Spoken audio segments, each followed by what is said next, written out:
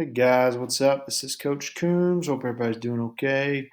We're going to finish up our World War II PowerPoint. We're going to try and breeze through it like we did last week. Don't know where my video is down here. No. Oh well, we'll figure it out. Hopefully, everybody's doing okay. Hopefully, everybody is still hanging in there. But let's get going. Let's talk about some World War II. Okay. Battle of Atlantic obviously is in the Atlantic Ocean. It's not a big, well-known battle. It's not also one that is just one day. It's like over the course of the whole war, using U-boats. We talked about those in World War One. Also battleships and other stuff like that. Okay, there's some U-boats. There's a picture of one. Uh, It's kind of just, there's a cool picture right there. We go on some bombing raids. All right, let's talk about the home front. The home front is what's happening in the United States while this is going on. Okay, home front is United States. Okay, where's my little, yeah, like that. Home front's the United States. How's the war being waged in the U.S.? Many different ways. We're going to institute a draft, the Selective Service Act. Okay, we're going to create a war production board. We're going to regulate the production of goods, consumption of resources, just so we will have more resources to provide for the war. We're also going to ration, which we talked about that in World War One.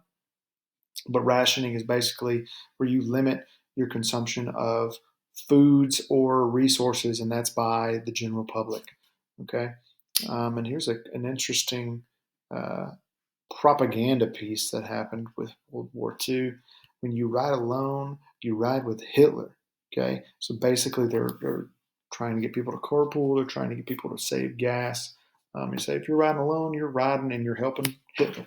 Okay, victory gardens, basically people were growing their own foods to eat.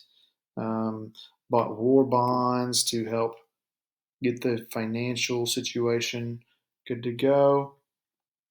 And they had propaganda and stereotypes, right? You can see this one is a highly racist propaganda piece because we were fighting the Japanese. It says Tokyo kids say much waste of material makes so happy, right? Basically getting people to quit wasting stuff. Okay, internment camps. We actually, in the United States, we had internment camps. These are not concentration camps, which we'll talk about in a little bit, but internment camps, right? We interred, that means just to hold prisoner Japanese Americans because we were afraid of what they might do. All right. And there's a map of different internment camps that we had. I'm going to skip some of this. One big opportunity for people on the home front was jobs. I talked about it in World War One too, but basically the men left, and the factory still needed to go. So women and minorities were able to jump into those roles, right? And so this is how you get Rosie the Riveter, right? I'm sure everybody has seen this famous political ad, okay, basically encouraging, empowering women to, right, help out. The War Production Coordinating Committee down there on the right is one who made this, all right. We'll kind of skip over some of this. The GI Bill is pretty big. It's passed in 1944. It gives federal aid to veterans, those coming back. It gave them money for education, money for housing, money for if they have unemployment. They're going to do all kinds of different stuff for them, and this is still in effect today. Okay, so let's talk about the Western Front here. D-Day is pretty big. They are going to officially open a second front. They've got one front on the east with the Soviet Union pushing back towards Germany.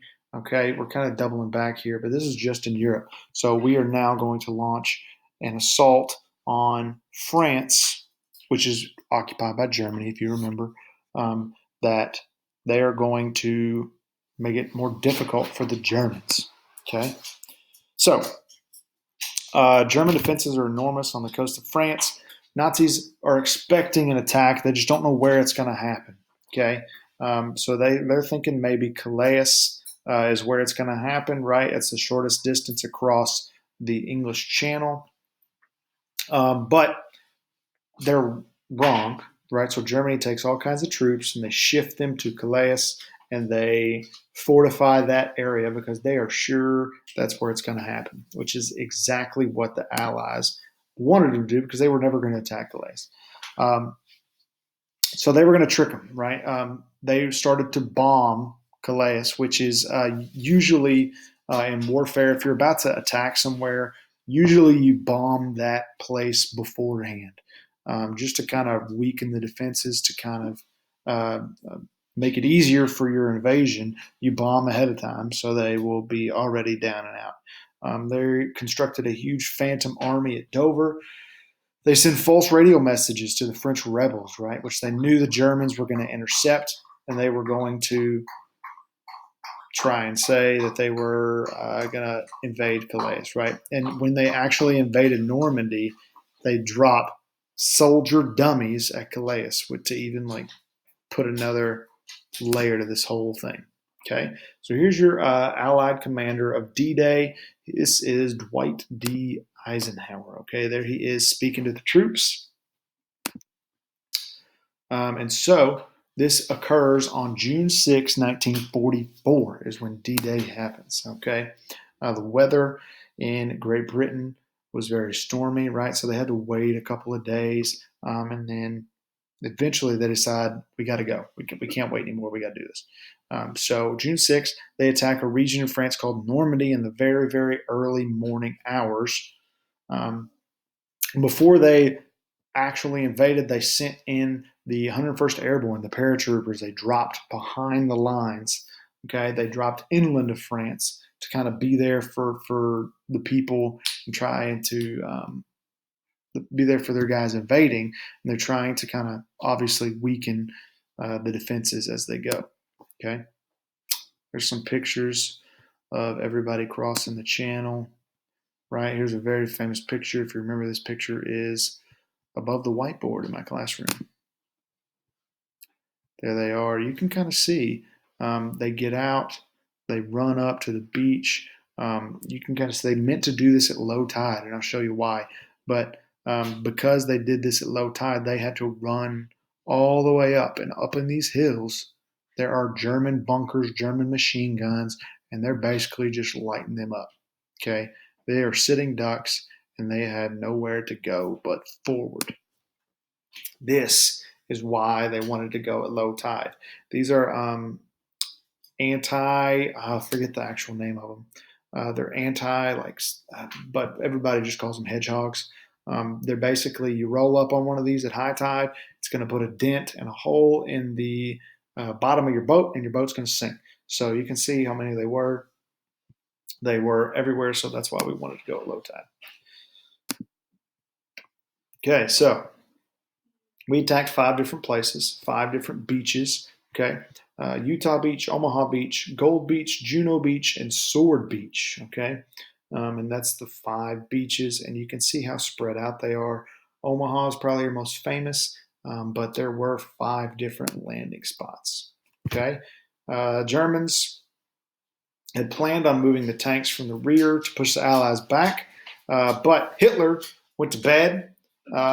Officers were afraid to wake him up because he had a bad headache the night before. So the tanks didn't go forward until it was too late. So after 7 days, the Allies controlled an 80-mile strip of France, and after 1 month, they had landed 1 million troops, 567,000 tons of supplies, and 180,000 vehicles. Okay, so it's a rousing success. Today, there is a cemetery at Normandy Beach. Okay, it's an American cemetery. There's also like French cemeteries, and different countries have their own. But I think there are something around 9,000 different graves at this cemetery, and it's a big tourist attraction today. All right. So they eventually, making a long story short here, they eventually push towards Germany. The Soviets are pushing in towards Germany from the east. and they're basically pinching them in from the sides, right? So you got the Allies coming in this way. This is where they landed, was right around here. So they're coming in this way. The Soviets are coming in this way, right? And they're pushing them back, pushing them back. And then again, we invaded from Italy as well. So we are just kind of closing in from all sides. All right. This is kind of just a timeline. You can pause the video here and check this out if you want to. Basically, the end is near for the Germans in Europe. The last major battle is the Battle of the Bulge. Okay, this is basically Germany's last offensive attack. They're going to attack into the Allied line, and the line is why it's called Battle of the Bulge. The line bulged, but the line did not break. Okay, so we won the Battle of the Bulge, but it was like Germany's last ditch effort. Okay, that's basically all that I just told you. It's in winter. If you ever seen Band of Brothers, the Ardennes Forest is part of this. Okay, and there's another one. Yep, there you go. There's an episode about this battle.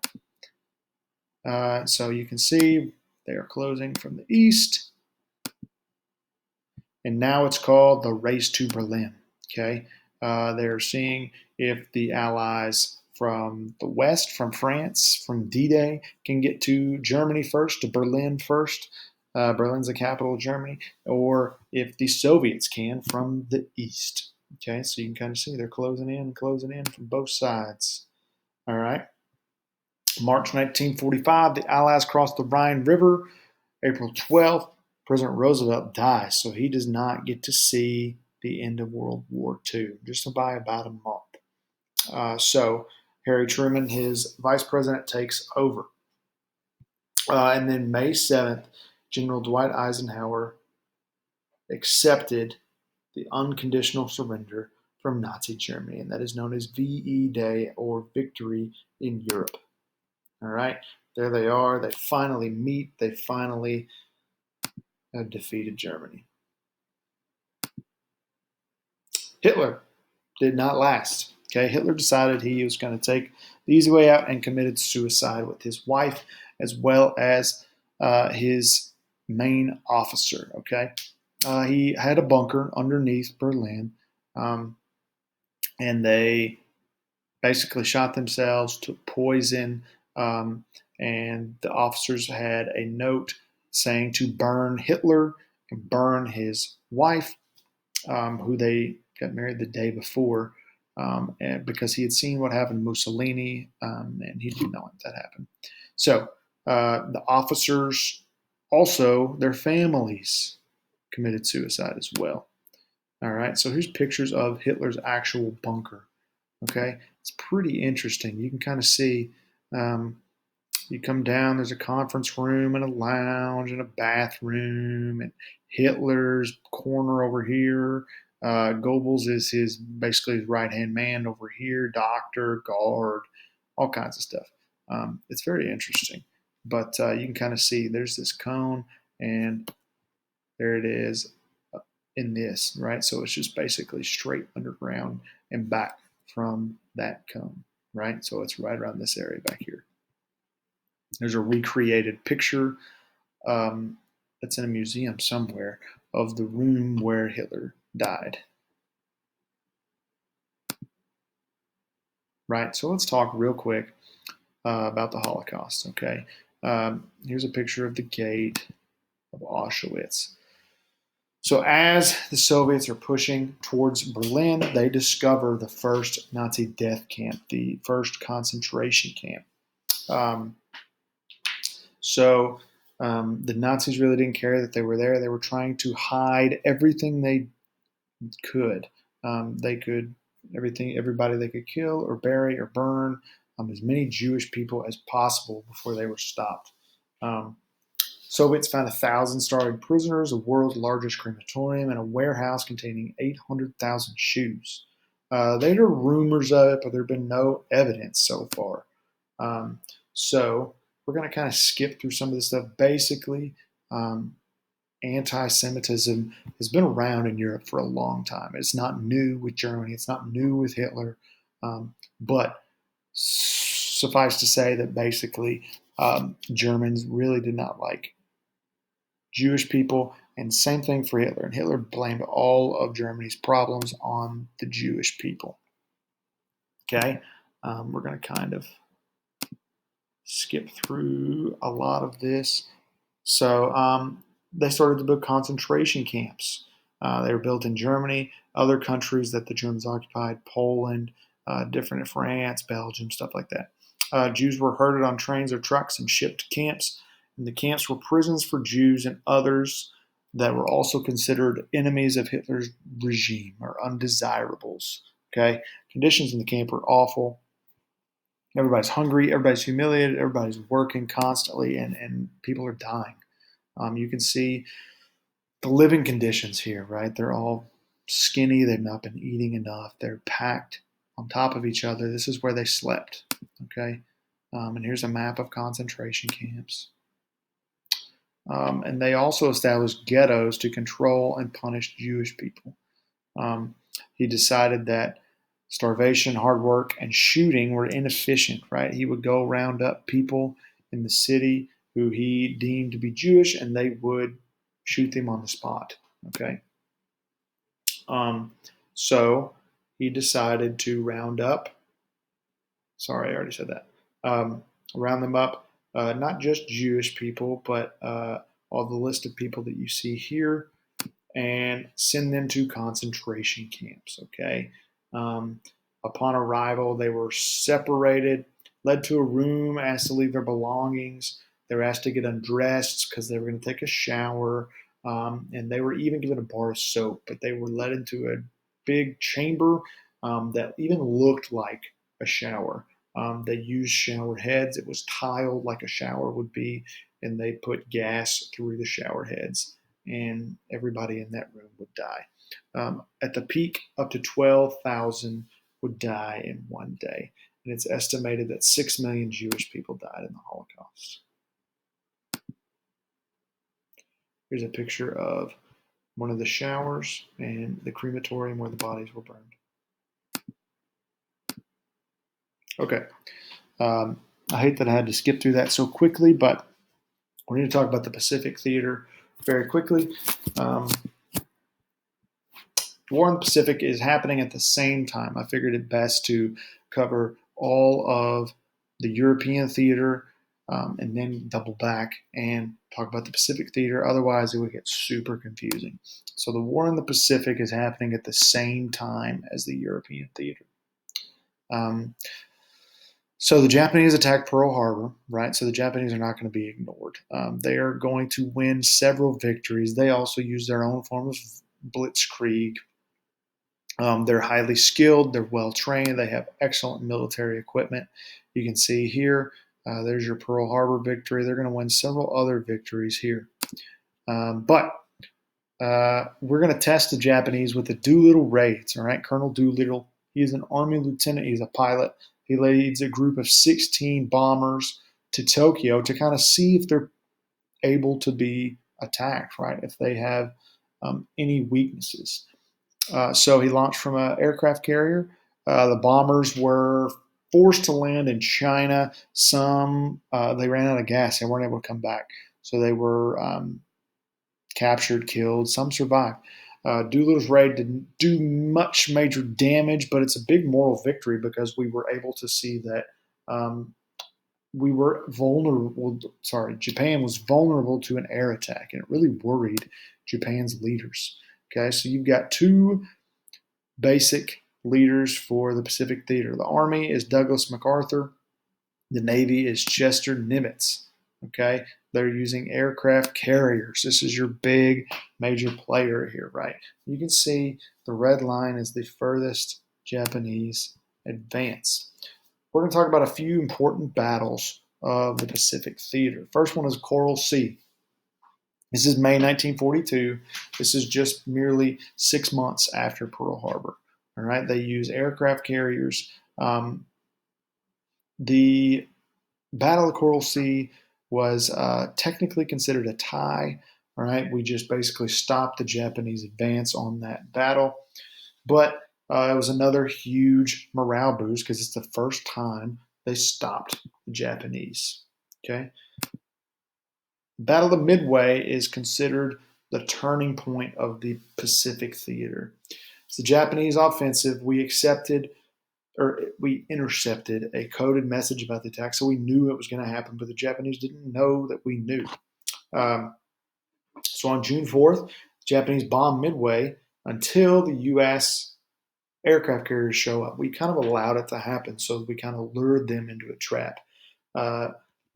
Scout planes spotted the Japanese fleet. U.S. dive bombers and torpedo planes caught the Japanese flat-footed, waiting for their weapons to change out, basically. Japanese lost 4 aircraft carriers, 253 planes, and a cruiser. We only lost the Yorktown, okay? So they were forced to return to base and no longer have control of the Pacific. And it's known as the Miracle at Midway. There's Midway right there. It's pretty close to Hawaii.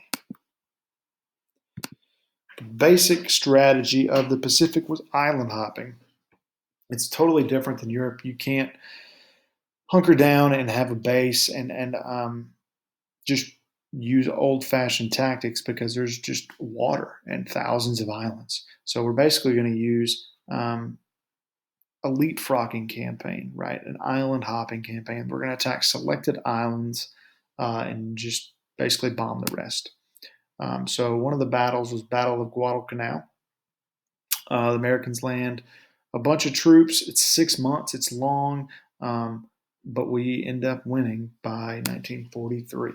Guadalcanal is down there. You can see here we take several other groups of islands. We also use the Navajo Code Talkers, which is basically hundreds of Native Americans and Navajo. They served in the Marines as basically code talkers who spoke in their own Navajo language to relay messages. And the Navajo language is so complex that they were never able to figure it out. So the Philippines, we're going to kind of skip this slide. So let's talk about, excuse me, Kaitan and Kamikaze. Kaitan are essentially man-driven torpedoes, right? You can see this diagram here. They've got people in here driving with periscopes so they can make sure their target hits the spot. And Kamikaze was suicide pilots. You can see here's a picture of a plane, a Japanese plane, about to attack an American warship, and they would basically sacrifice their life and use their plane as a bomb, right? And they would just ram their planes into ships. Iwo Jima, right? So Americans are now on the offensive. It's now February 1945. This would provide an island to launch attacks on Japan. So it's technically owned by Japan. So for the first time, Japanese soldiers are fighting on Japanese land. They refuse to surrender. The Japanese military strategy is basically honor-driven. If you are going to fight for the Japanese military, you're going to fight to the death. Surrender was dishonorable, and they didn't do it. So you're basically going to have to kill every single one of the Japanese soldiers to win because they are not going to give up. So the Allies won, took Iwo Jima, right? Here's a famous picture of the landing at Iwo Jima. It's a very small island, right? Mount Suribachi is the high ground. It's a very important tactic or a very important strategic location. There's a flamethrower. You see that? That's pretty cool. And there's this famous picture. It's also on my wall in my classroom. Is the raising of the flag at Iwo Jima. Okinawa is later. This was another launching pad for the final invasion of Japan. It's another bloody battle. Like Iwo Jima, they refused to surrender. They lost 110,000 troops. That's crazy. And just a couple months later, we were able to win, right? So here's Iwo Jima. Here's Okinawa, right? We were out here Midway and Coral Sea and Guadalcanal are all, Leyte Gulf is out here. Now we are hopping islands and we are closing in on Japan. Those last two battles were your most deadly of the Pacific theater. All right. Real quick, we're going to talk about developing the atomic bomb. It's basically happening throughout the war. So if you lose all those soldiers, and I just told you how the Japanese spirit is one where they're not going to surrender. Imagine what an invasion of Japan would look like. It would cost thousands, if not millions, of American lives. So this whole idea was basically to end the war quick and easy, right? FDR is the one that started it, but as we know, he would die before the end of the war, and the development of the atomic bomb is known as the Manhattan Project. Okay, so Harry Truman takes over. He doesn't actually know anything about the development of the bomb, but he saw it as a way to save American lives, because as you invade Japan and have to take out all of these soldiers and these people, you're going to lose a lot of American lives in the process. Okay, so this is the guy, Robert Oppenheimer, who basically is in charge of developing the bomb, and it happened in Los Alamos, New Mexico. Also, Oak Ridge, Tennessee, in eastern Tennessee. And here's a picture of the bomb test, right? The first man-made atomic explosion. And here's Oppenheimer's quote. He became very conflicted about it later. I am become death, destroyer of worlds. He felt very guilty to be creating this. So they are going to select two targets, Hiroshima and Nagasaki, basically those that have been undamaged to a previous bombing campaign by the Americans. Okay, so here they are. They're in southern Japan. There's Hiroshima. There's Nagasaki. All right. The one that went on Hiroshima was known as Little Boy. August 6, 1945 at 8:15. It killed 100,000 immediately and 100,000 more within 5 years due to the nuclear radiation.